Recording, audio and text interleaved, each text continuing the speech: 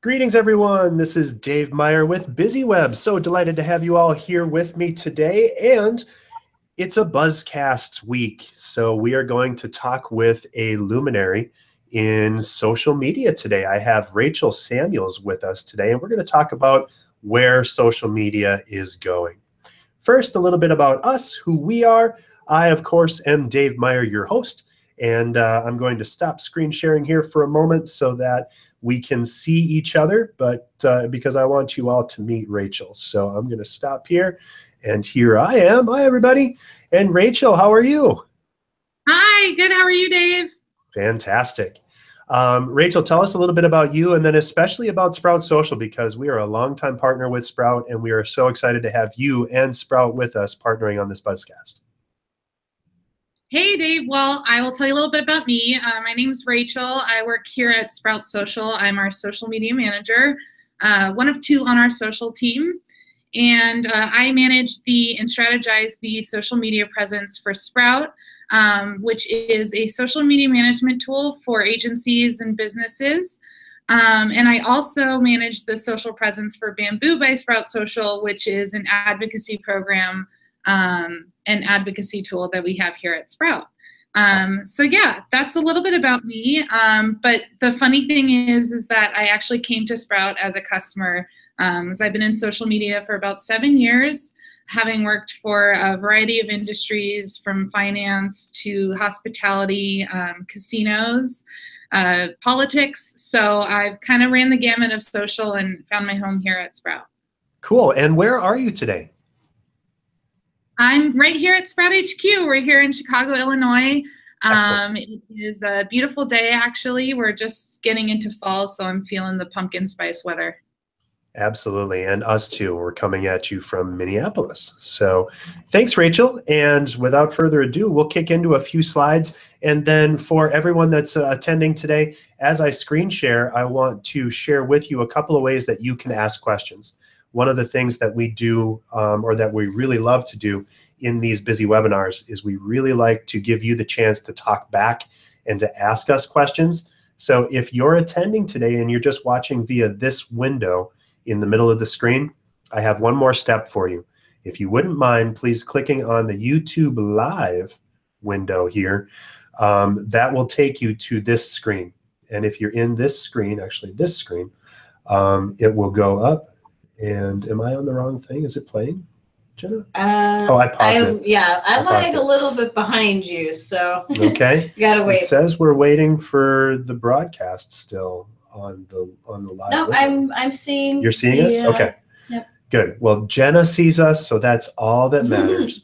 I stopped it so that it didn't get too crazy. But if you look here on the window underneath the live broadcast, you can scrub forward and backwards if you missed something, but you can also just say something about the webinar or to ask us questions by just typing in this live chat window. So I said, chat here with any questions or connect with us at Twitter at BizzyWebinar, #BizzyWebinar, and I also posted as myself, can't wait to get started, 15 minutes and counting.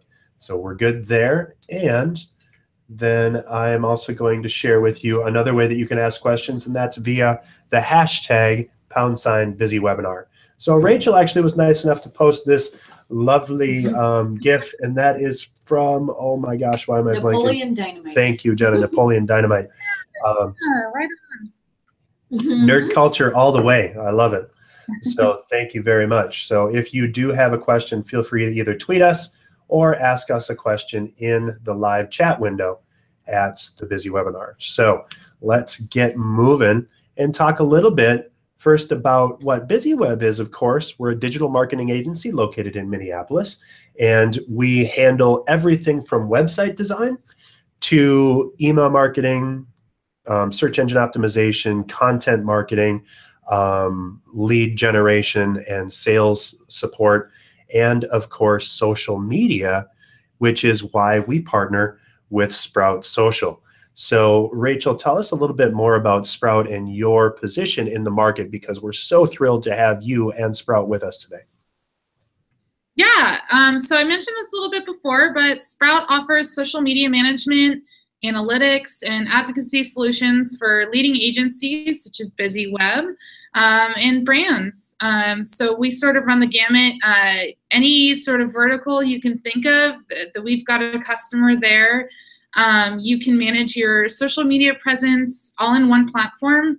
We're sort of known for our single stream inbox, which allows you to answer everything all in one spot.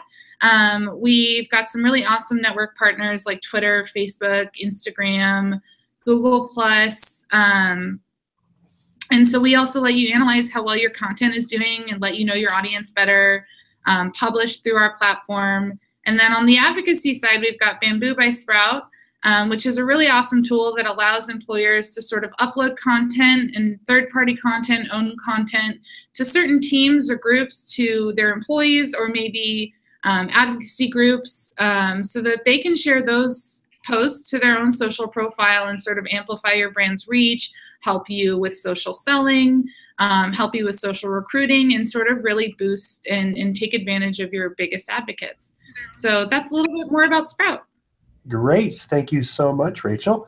And so the obvious question then is, what is going on with social media? So I wanted to chat with you about that.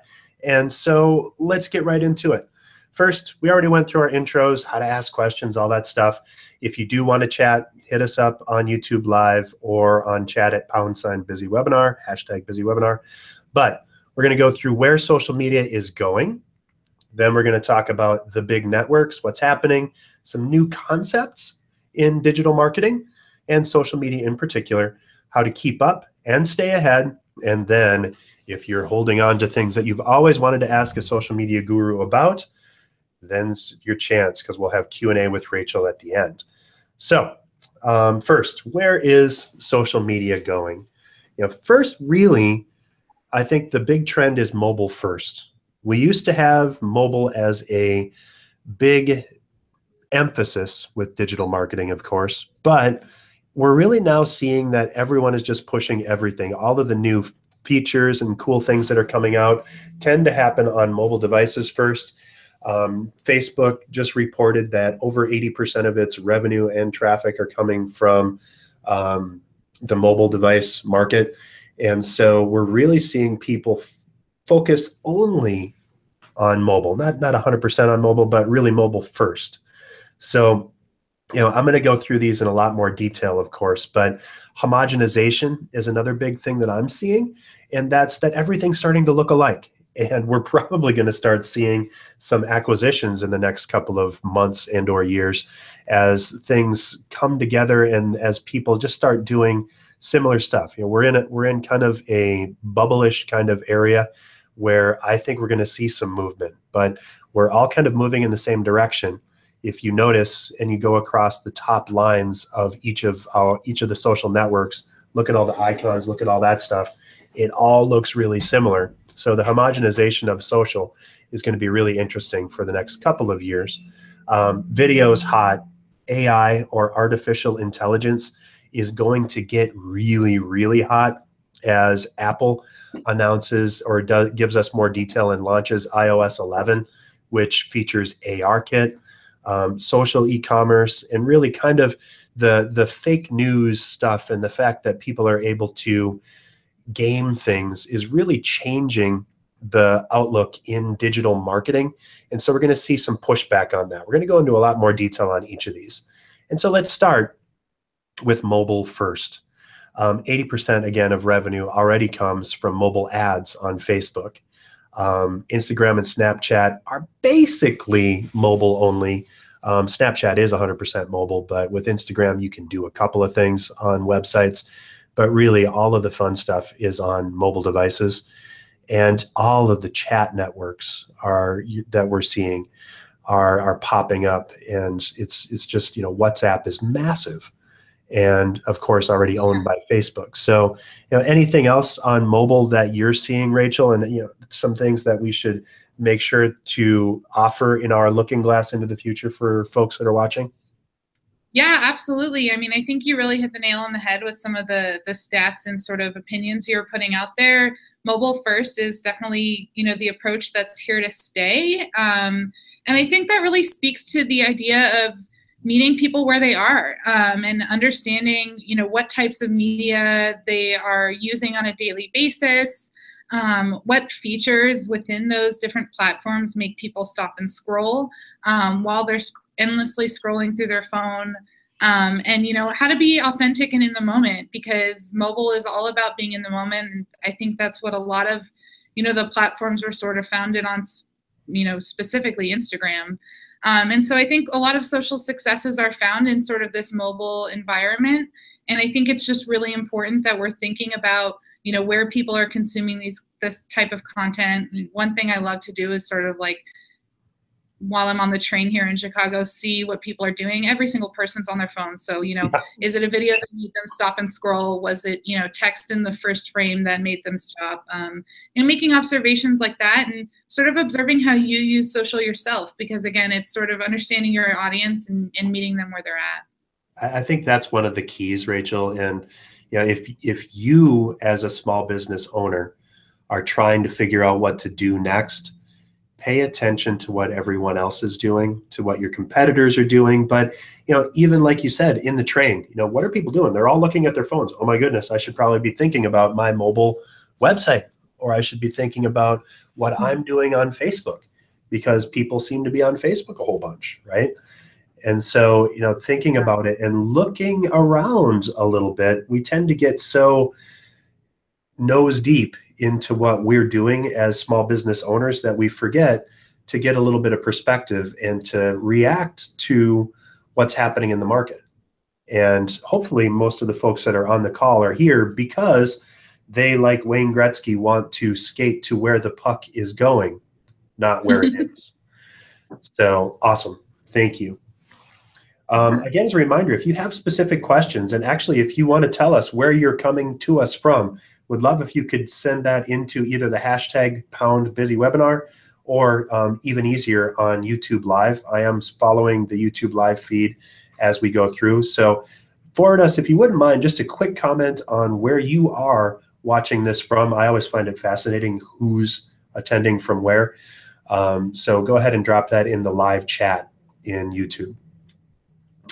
Next big thing that I'm seeing, or that we're seeing, is advertising is continuing to be an important part of the social media world, especially for businesses. I say that as kind of a good and bad thing because, certainly it's fantastic for businesses to be able to reach exactly the right people. Facebook is making billions of dollars, and all of the networks are making lots and lots of money because they're able to more and more accurately target exactly the people that are going to be interested in what you're saying. So fantastic. I can focus on a 20-something man who is into rock climbing and butterfly collecting, and who works in an office of 50 or more people, and so on and so on and so on and so on, right? So the ability to be laser focused is also kind of tempered by the fact that the old ways, the be funny and interesting and smart, is sort of getting tougher. You really have to be brilliant in your digital marketing, in your Facebook marketing in particular, to stand out and to get shared organically. The edge rank of Facebook pages, for example, is continually it's just kind of sliding more and more. You have to either goose things with advertising or do really, really engaging things. And Rachel, I know that you had some things, especially around algorithms, and I think that's where I'd like to offer or request your expertise, because when we think about reporting and what things are actually what people are actually doing, the market is telling us what people are finding interesting. So tell us how that works.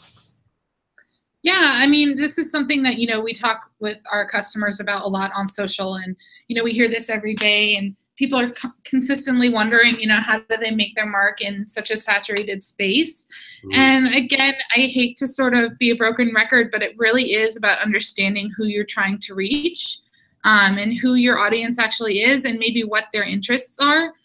because it is such a saturated space. Something an alcohol brand is doing might not necessarily resonate with someone who's interested in getting relationship advice from a dating app or something like that. So it's really about understanding where your audience is, and even though it's increasingly becoming a pay-to-play environment, that doesn't mean that you should ignore organic, because once you understand the algorithm and you've placed a really awesome ad, or you've found yourself into someone's feed, they still will end up clicking on your page. And once they get to your page, it's the reviews, it's the one-to-one interactions, it's the engaging content that you've put out there in the past. That's what helps them paint a picture about your brand or your business, and that's what ends up making them or helping them make a decision. So it's a compilation of understanding the algorithm and understanding EdgeRank and looking at your reporting, focusing on what content is working. But it's also, again, about understanding who you're trying to reach and what content actually resonates with them. Fantastic, and agreed 100%. Especially once they get there, what do? Social media is so much about having a conversation with would-be customers. And I know it's kind of special or different for Sprout Social and BizzyWeb in that we're B2B, we're B2C, or B2B, I mean, we're business-to-business marketers. We work with other businesses. But no matter what your business is, if you're selling cookies, people are more and more expecting to talk with the people running the business, and they want to know you as a person running your business as much as they want to, read about the specials or deals or offers or any of that stuff. So it's so cool that you mentioned that, Rachel, that just knowing who your audience is and giving them a deep experience is going to be really what sets you apart in marketing. So awesome. If it's cool, let's skip to the next one, to homogenization.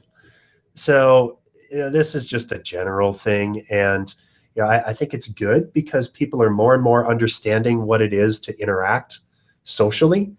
And so, the home buttons and the like and the hearts on Twitter and, the heart on Instagram and all that stuff, it's mostly the same vernacular now that we're seeing, right? Everyone kind of understands how to interact with networks. And I thought it was really funny, and it might have been that I just hadn't noticed it before, but it's all of the icons recently went to line art looking stuff. Before it was kind of bubbly homes and like buttons and all that. And then all of a sudden it went to line art, where the thumbs up or the like button on Facebook became like a white on a blue background instead of blue on white.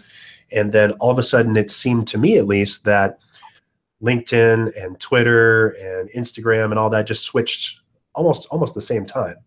And it might just been that I had noticed it all of a sudden, but everything's kind of looking similar. And that's a good thing, in that it's easier for us to all kind of get and to understand the lingo of digital marketing or of social media. But also, Instagram and Snapchat, right? Snapchat's doing some really interesting stuff and it's getting a lot of traffic and traction with stories. And lo and behold, last year, Instagram came out with stories. And I think, as a big partner, Sprout, I know, is doing a lot of stuff with Instagram. And it's so cool that we have all of this extra stuff that's happening. But I think, again, as you look forward into the future, look at what some of the cutting edge networks are doing and expect that some of that is going to show up on other networks. So it's just a fun time, in that things are kind of sort of coming to center a little bit, where you can pretty much bet that if something's really amazing and gets a ton of traction on one network, it's probably going to show up in a similar sort of function or feature in other places. So anything to add on that, Rachel? Yeah, I think that's a great point. I like you, believe that it's a sort of a positive thing that parity is happening across these networks. Especially the parity and functionality. It's actually a good thing for our customers and for the users that you're trying to reach, because it will eventually require a little less user education across the board to actually get people to take action on what you're asking or to engage with you because they're familiar with it across multiple networks. Similarly, I think while parity is great along these platforms, they aren't all equal. And I think it's important to understand who's on what platform and to sort of set a purpose and a goal for each one for your brand. So, Facebook spans across many generations, whereas Snapchat, we know, fits into sort of that millennial, younger, 17 to 25 bucket and that demographic. So, if your audience isn't there, if you're, AARP, maybe Snapchat isn't the best place for you. But Facebook might actually have a space for you and, give you the option to still do live video and for filters and things like that. Similarly, like Twitter is, an amazing place for customer care and for one-on-one interaction. But they also have lovely, video and photo functions, and they're great for visual storytelling alongside Instagram, where, you've got so many people using Instagram, billions of people, and your audience there is huge. And that's also a great platform for visual storytelling. A lot of people use Instagram for behind the scenes type content to let people have a deeper look into your brand. So it's really about determining a strategy for each platform and understanding your purpose and your goals there too, and not letting homogenization across the board deter you from trying new things. Absolutely. And I actually got a note that I received from email somehow. So someone just asked, what should I do, or how do I manage all of these different networks? Because we've talked about a half dozen networks already, and we're going to talk about probably a half dozen more. Where do you start, right? And I think can I hug the person who asked that question? I mean, it almost really does set me up to say, use something like Sprout Social. We allow you to sort of manage your Instagram, your Facebook, your Twitter, your LinkedIn, all in one spot. I can't even tell you, we came out with LinkedIn comments in the inbox this year, and it was, so thrilling for me because I no longer have to dive natively into any network that we're using for Sprout. We can use Sprout to answer all of our inbound requests. We can tag them, we can see trends. So really just, centralizing your management is a really great start to being able to look and use all of these things, and take it one network at a time if you have to. I also recommend we have network specific reporting, so you can see what's working well on Twitter and sort of understand your audience and your demographic there, and lean into Instagram with some similar learnings, but shifting it up, knowing the sort of demographics of the network, and also use the internet to your advantage. You can learn so much. There's so many resources out there. Our Insights blog has a ton of information on how to sort of really game the organic system and algorithm of each network and really understand your audience and understand your own brand voice and set that up. So absolutely, that would be there. Cool. Yeah, and we agree. That's what BizzyWeb uses for all of our clients. We use Sprout to manage all of our social accounts for them, and it's so easy. And for clients that are struggling on, for small businesses that are like, oh my gosh, I'm barely doing Facebook. How am I going to take care of the other half dozen? I think the advice to just start with one, get good at it, get comfortable, get a system on how you're going to manage that, and then start something new. The worst thing you can do is burn out by trying to do too much too soon. So, either find a great partner or just be gentle with your business and yourself, and don't try to do everything at once. It really does sort of differ across your industry or across your vertical. So, definitely talk to people within your industry or look at what your competitors are doing, like you said before, Dave. Mm-hmm. For example, what worked for us at the casino that I worked at previously relied heavily on visual engagement like Instagram and Facebook. And what really works for us at Sprout, it relies heavily on, customer engagement and really talking to, the people in the social space through Twitter. And, we run a really successful chat called Sprout Chat on Twitter every Wednesday, today at 2. So, it really does differ depending on your goals. Cool. Agreed 100%. And you mentioned the video and kind of the higher stuff as far as the glitzy stuff, right? Live video is huge right now. If you want to guarantee to get more interaction in your Facebook page, try a Facebook Live video, because holy moly, I see so much more interaction just by popping open live video. And generally, that's a great way to increase edge rank. But YouTube Live, which we're on right now, gives you so much more power to just be you in front of as many people as are willing to watch. You used to have to do, go to webinars or something. You'd be limited to 10 people when you're talking. We've had busy webinars where 1,200 people have showed up, and over YouTube Live, it's not a problem. There was back when the tool was still called Google Hangouts on Air. I think Barack Obama did one, and they had 800,000 people all on at once. I mean, this is a fantastic way for a company to compete with the big guys by just giving people what they want. Sure, a picture is worth 1,000 words, but a video is 30 pictures a second, right? So the power is just huge to connect viscerally and visually over video. Are you guys seeing a bunch of that at Sprout? Yeah, I couldn't agree more. We actually just recently wrapped up a series of 20-minute live YouTube sessions called Sprout Sessions this past summer. And they were, focused on leveling up your social strategy. And we are so lucky to have, some of our customers speak, some of our employees here internally, and some of our marketing partners. And it was just a really great way to get both non-customers and customers engaged with us and talking not just about the basics of social, but about really deepening their strategies and getting closer into those nitty-gritty, business challenges that they're facing. So it was, so engaging and such a nice factor to have sort of that chat panel on the side. And it was a great way to get our other social pages involved as well. Incorporate a hashtag with a live video and get the conversation started all around. That can be, really a really great, deep, engaging factor. Cool. Furthermore, we've found just in general that whether it's live video or integrated video into your posts, that content just can be more successful with video.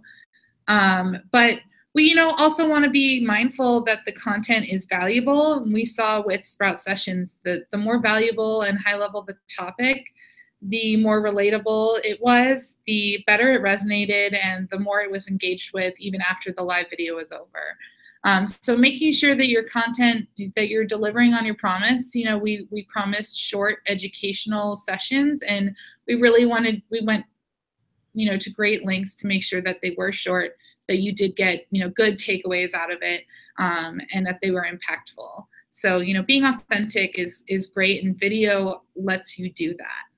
For sure. And there's nothing like being able to see someone to tap into that, age-old person-to-person communications kind of feel, right? So we all like just talking to people, and we spend plenty of time typing on our devices. It's so nice to be able to see something. And I of course understand the irony that I'm talking to a PowerPoint deck right now, but we'll get there with some questions at the end where you'll be able to see us. By the way, I just wanted to give a brief shout out to Brenda in Fremont, Michigan, Taylor in Cape Girardeau, Missouri, Amy in Golden Valley, Minnesota, Rachel in Erie, Pennsylvania, and One Law Group in De Pere, Wisconsin. So thank you guys for telling us where you're coming to us from. Let's talk about AI for a minute, because this is going to get really cool in a week. Once Apple announces or releases iOS 11 to the world, they've already demoed it a little bit, and I've seen some really cool stuff in the background. But Snapchat and Instagram filters let you do so much cool stuff, and people are going to start taking this for granted. But the ability to have like supercomputers in your pocket that can augment the experience of a customer in some way is so crazy cool. Facebook just came out with the ability to do 360 photos for your cover photo. so people can really experience your world. And all you need is a phone. This is crazy stuff.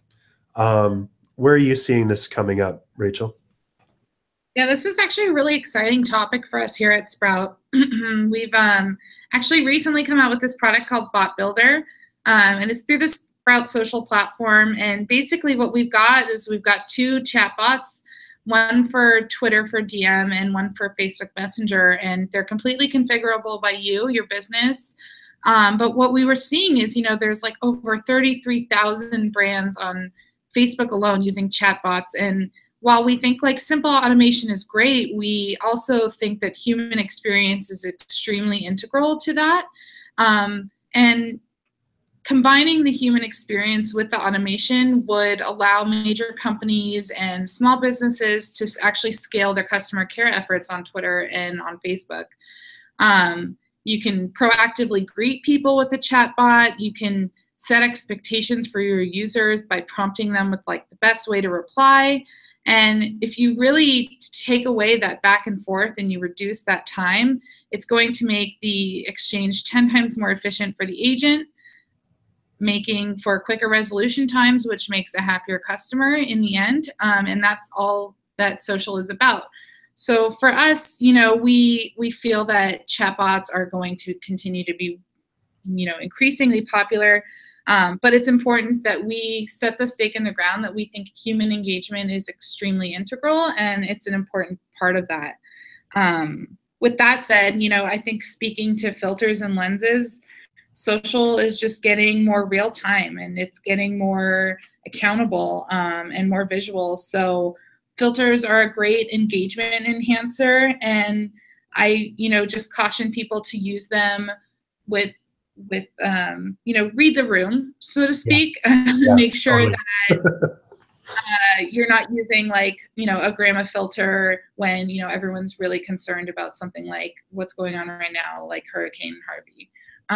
Just understand the audience and read the room and make sure that you're using artificial intelligence with a human lens and that you're still being your authentic brand.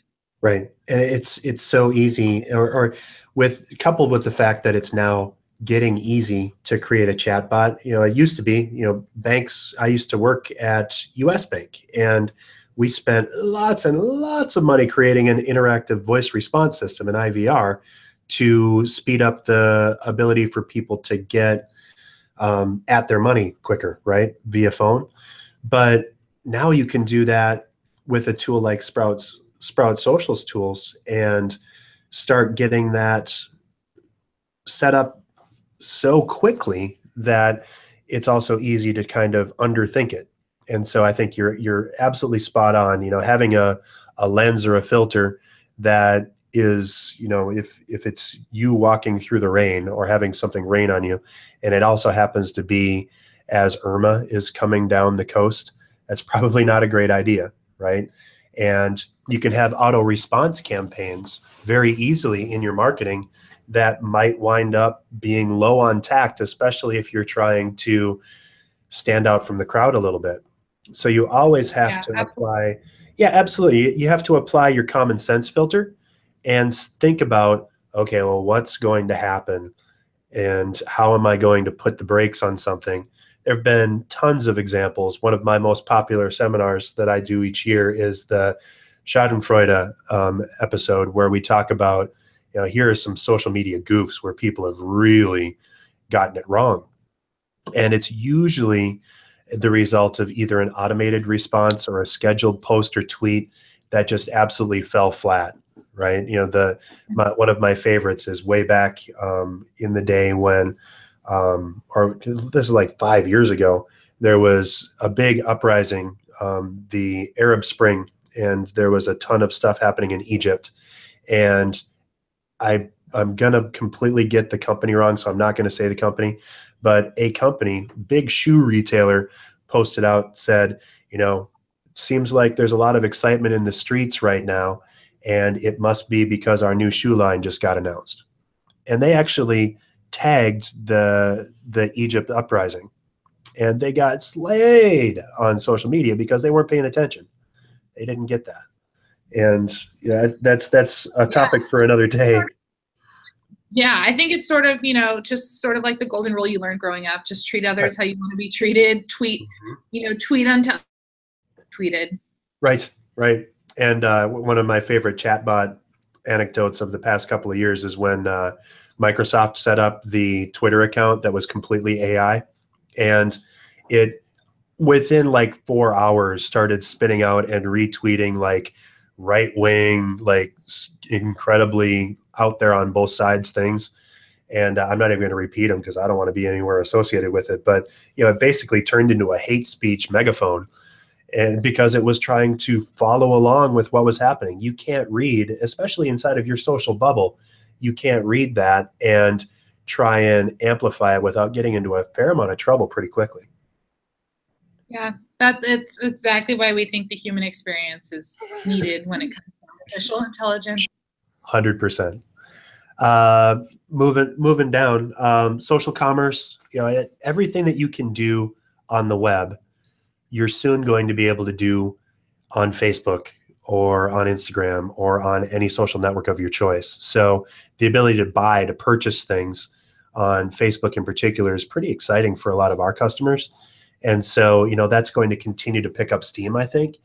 And I just think it's important to make sure that you keep your eye on that. If you sell goods and services, think about how social media might fit in to either augment your experience or augment your tools. If you have an e-commerce store, you can drive a ton of traffic with thoughtful commentary and with engagement metrics and tactics in social media. But increasingly, you're going to be able to just sell there too. Yeah, I completely agree with this. The social marketplace is sort of booming right now.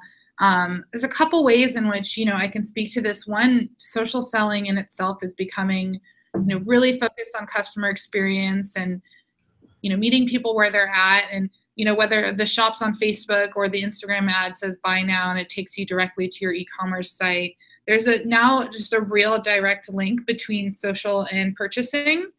And so, you have to make sure that the experience goes along with purchasing behavior of your consumers. So are you responding in time to them? Are you making sure that you are addressing their concerns, in a thorough way? Those types of experiences will influence whether they purchase from you or not, whether they visit your store at all. So those are really important to keep in mind. And then another point with e-commerce, to me, these types of marketers are the lucky ones, because they kind of have access to sort of building the first social ROI, if you will. So, people, make purchases on your actual website, so you can track how much of that is actually coming from social and even A/B test, what content you're using or what creative you're using. And you can even do that organically without ads directly through your social publishing tool. Sprout offers UTM tracking. And if you don't know what UTM codes are, feel free to tweet me after this webinar. I can talk about UTM codes ad nauseum. So feel free to tweet me about that. But if you're in e-commerce and you're on social, you have a really big opportunity to directly prove the ROI of your efforts. Cool. Yeah. And boy, as B2B companies, wouldn't it be great to have something immediate that you could sell to share that? But, for B2C companies, for companies that are actually selling something, especially on the web, you're so spot on that, boy, I can tell my boss, I published this tweet series and it boosted our sales by 35%. And that just made us $500,000. Wow. Mm-hmm. That's pretty powerful. So let's talk about fake news for a minute. And, I think more than that, I think it's the urgent need for companies to be authentic and thoughtful in their marketing and to be careful that they're getting outside of their normal feedback loops and personal bubbles. So on both sides of the fence, as our supreme leader would say, things are very interesting right now. People are so polarized that you have to be really careful where you're getting information from. Facebook and all of the networks have fantastic algorithms that let you be super effective with your marketing, but with great power comes great responsibility, right? So, think about who you can be in your market. And I've always told people, stay away from politics, stay away from religion, stay away from any joke or humor that your grandparent you wouldn't want to say in front of them, right? But it's so interesting right now that it's just so easy to target specific things that you need to just really be careful.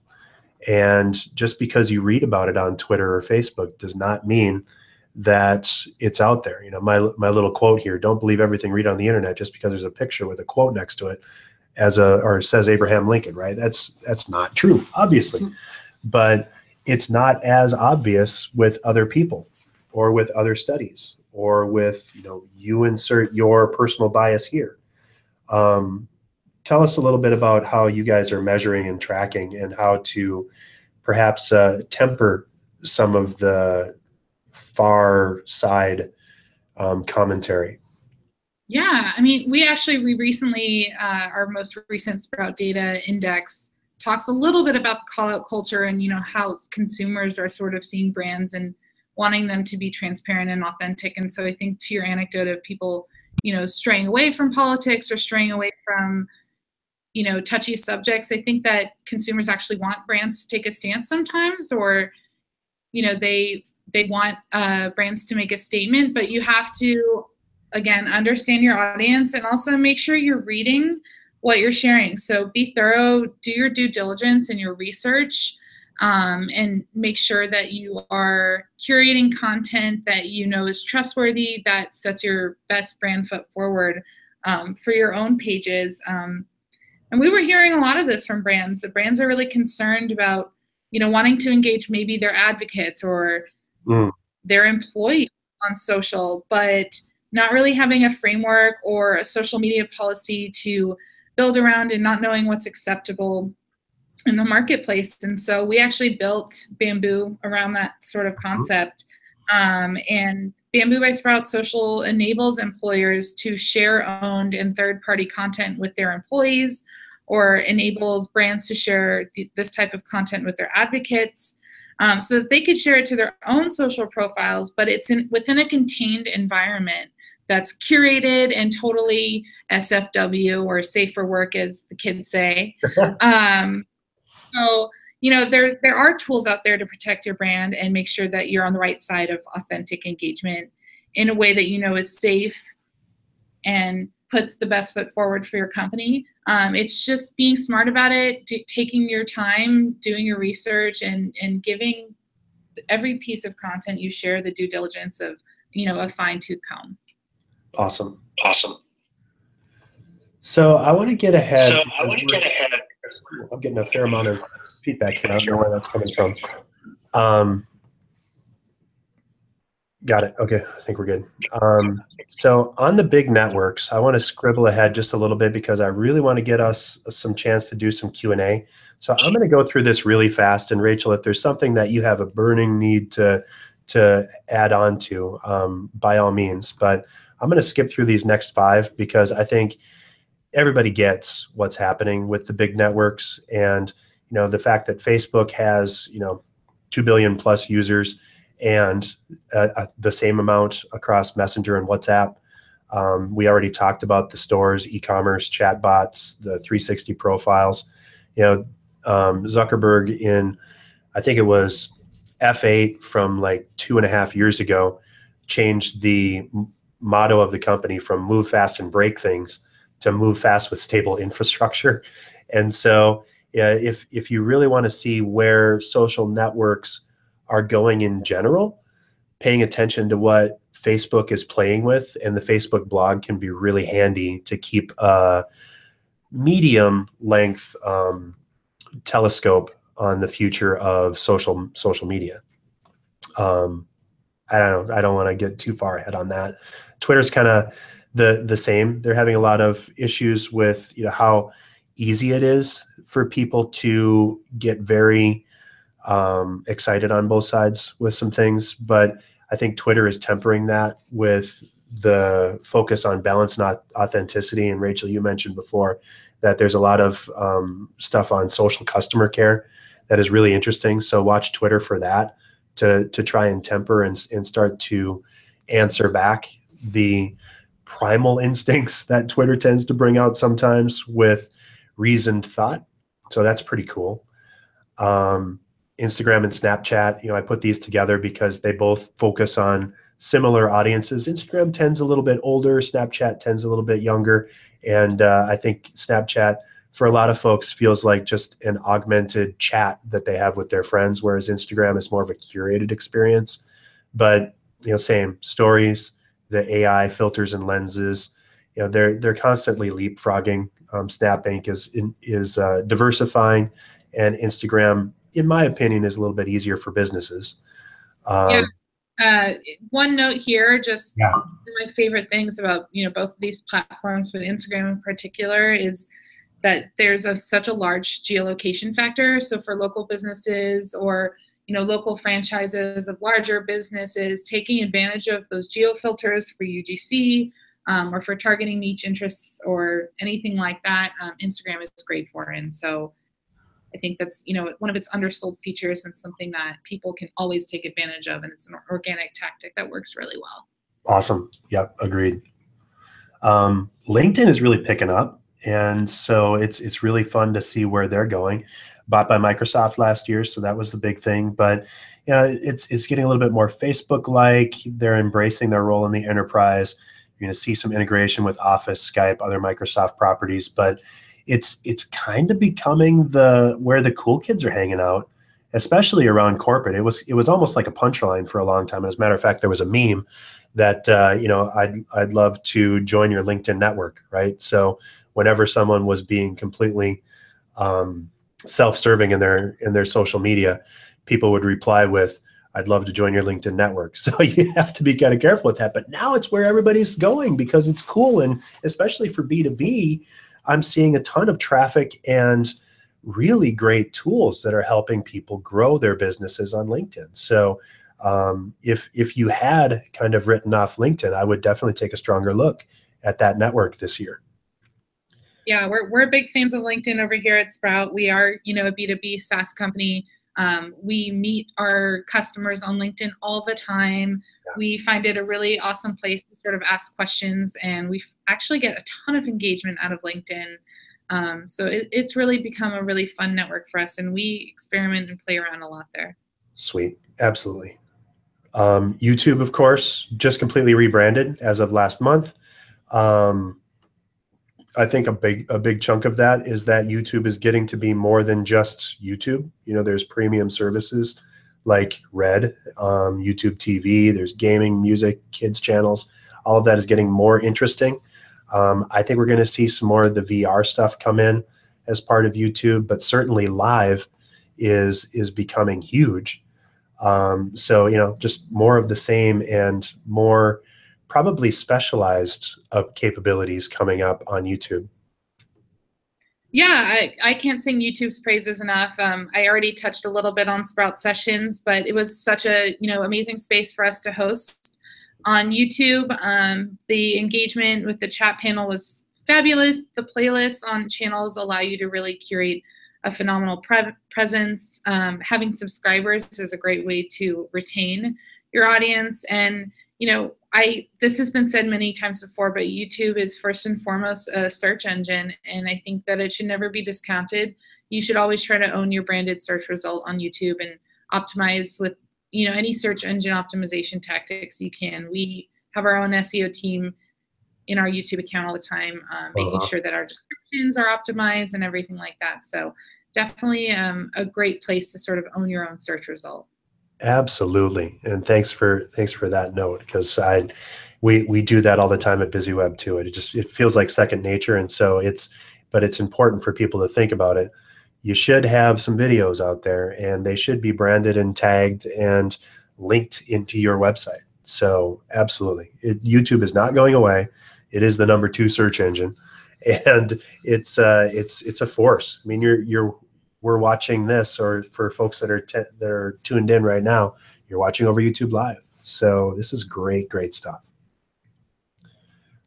New concepts, and I want to go ahead because I want to skip right into Q&A, but keep your eye on messaging tools and the more specific messaging tools, WhatsApp, Viber, Line, that allow you to do messaging and calling and chat and kind of be more specific around, usually around well-identified verticals for work and for collaboration, for basically edging out email as the tool to connect and communicate. Slack is brilliant. I'm on a bunch of Slack channels, and if you haven't played with that, I think you owe it to yourself to give it a shot.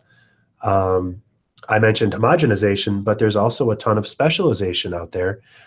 Used to have just Pinterest, and now you got House. House isn't new, but I think we're seeing a lot more traction in all kinds of different tools.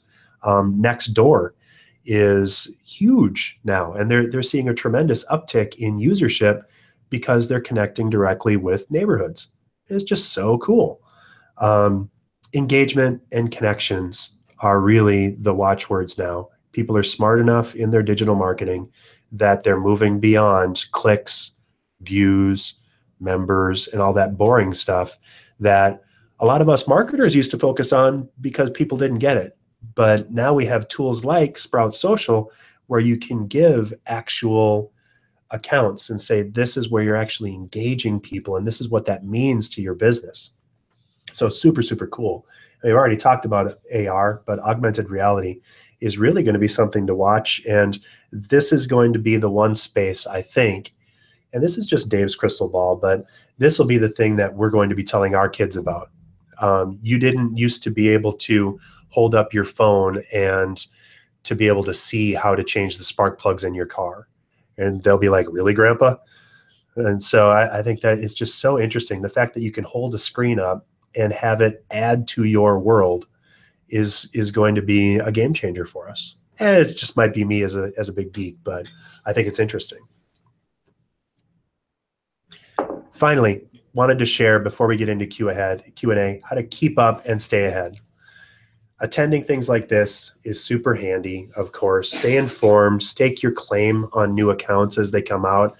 You'll hear about social networks. If you have a RSS feed of the social luminaries, Sprout has a great blog, keeping up with that, and just tinkering with things and playing with how it works and thinking about what's going on and keeping an eye on the horizon. I think, Rachel, you nailed it for us early in the talk when you said, you really need to look at what other people are doing, including your competition, including everyday audiences, but also think about and look at what people that are in your sphere that aren't necessarily your customers, might be your referral partners, might be people that you work with or refer business.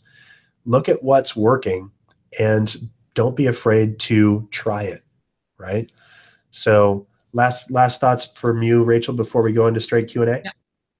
I mean, I couldn't agree more with what you just said. And to add to that, tinkering, ask questions. We ask plain text questions to our audiences, and they respond. So don't be afraid to, ask what kind of content do you want to read.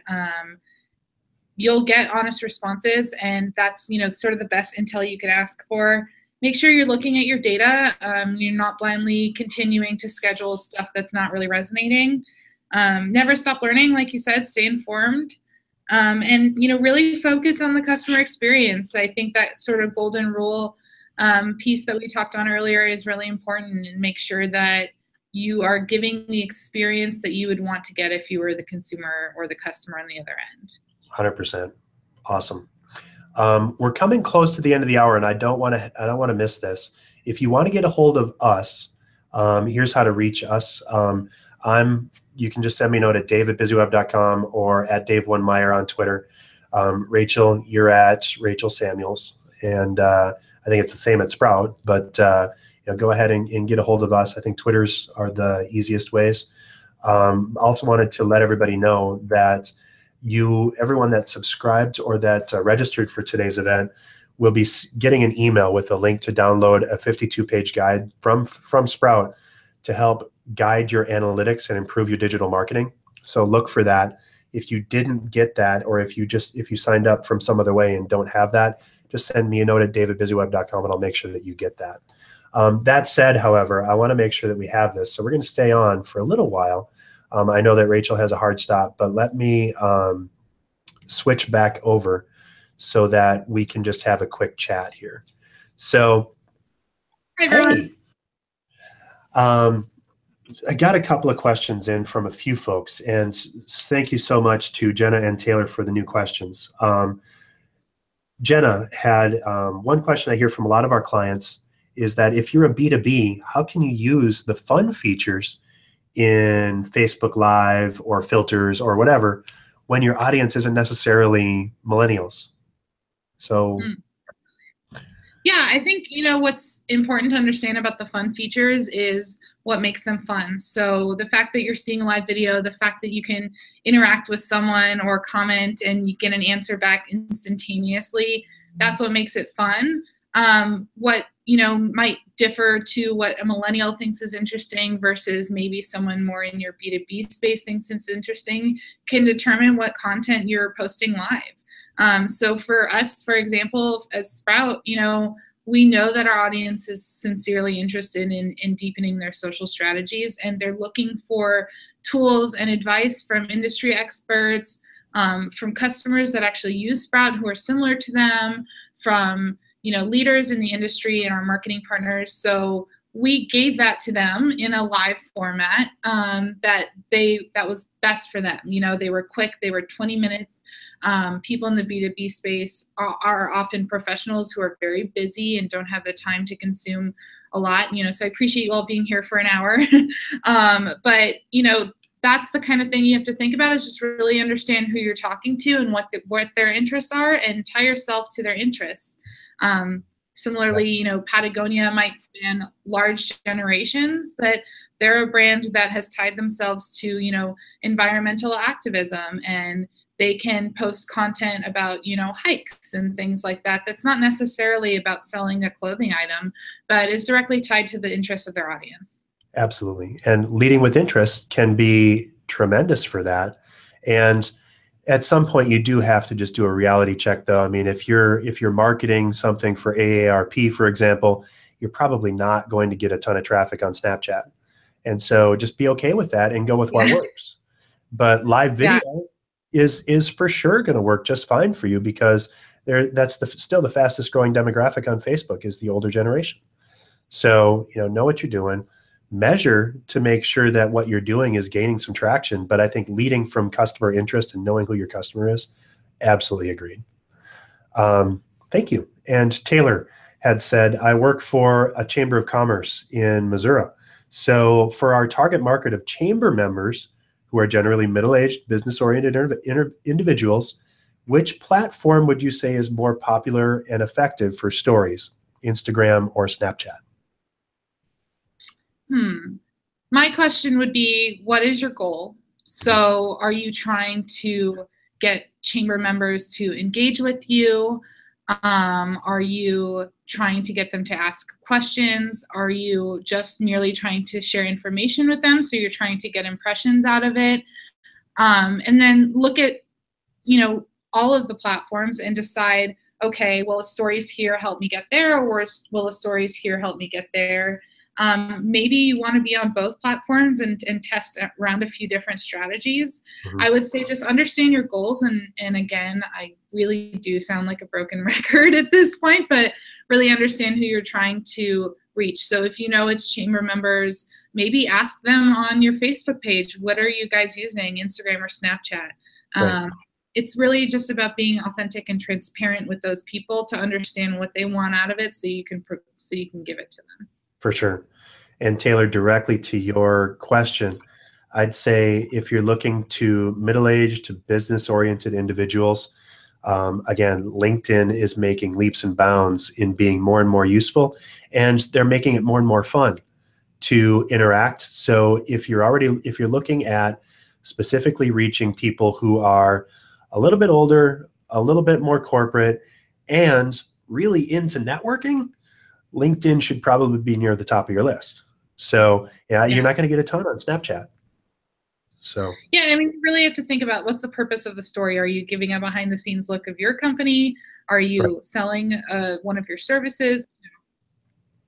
And same time, you could have a geo filter, or once you get nearby the chamber office, where you could get something on Instagram or Snapchat that you get a filter and you take a picture and it does something cool that wouldn't reach your middle-aged person, but it would reach millennials or younger, which are where your organization, where a chamber needs to focus if they want to keep growing into the future, right? So thinking about the needs of that specific audience, it's a mismatch for middle-aged or older, although might not always be, because again, we've got that homogenization and people are coming together and tools are getting easier to use on both sides because the vernacular is pretty easy. Snapchat might be awesome in a couple of years. We actually have a customer, City of Las Vegas, that does some really cool stuff with Instagram and to relate not only to their citizens, but also to their chambers. So I will tweet that out. Cool. Awesome. And I think that's all we have for questions right now. So I'll leave it with you to go ahead and please tweet us. I'm at Dave Wenmeyer. Rachel is at Rachel Samuels, Rachel Rachel Samuels. And so hit us up on the Twitters. You will get an email if you subscribed to this event, if you registered for the event, with that 52-page link on how to measure and analyze. Like, again, you don't know what you're doing unless you're measuring. And to just spray and pray or tweet and pray that something's happening is not near as good as using the tools that you have at your disposal to make sure that it's actually working. So check that out. Any last second things that you want to share with us, Rachel? Parting words of wisdom for the folks looking to survive in the future of social? I would just add on to that. Yeah, I think it's really important to measure, and I think it's really important to pivot. And I think without measurement, you don't have as much fun doing what you do. I've been in social 7 years, and I've had such a blast, and I'm going to continue to do so because I've always looked at what we're doing, and I've had the opportunity to make adjustments and changes and see how they affect our strategies. So have fun with it. That would be my biggest tip. And my big tip would be to look to know when you need help. Use a tool, or tools like Sprout Social in particular, and why we've partnered with Sprout Social on our digital marketing is because it's so much smarter to use tools that can help you work smarter, not harder. And so thank you, Rachel and Sprout, for being fantastic partners and for being way smarter than me, because I love having conversations like this that keep my head clear on where I'm going. So this is so cool. And well, thank you, Dave. We really love our partners, and we are always happy to grow together. Perfect. Thank you so much. And I guess let's sign off. And thanks for helping us, Rachel, generate buzz without getting stung. Thanks. Take Bye. care. See ya.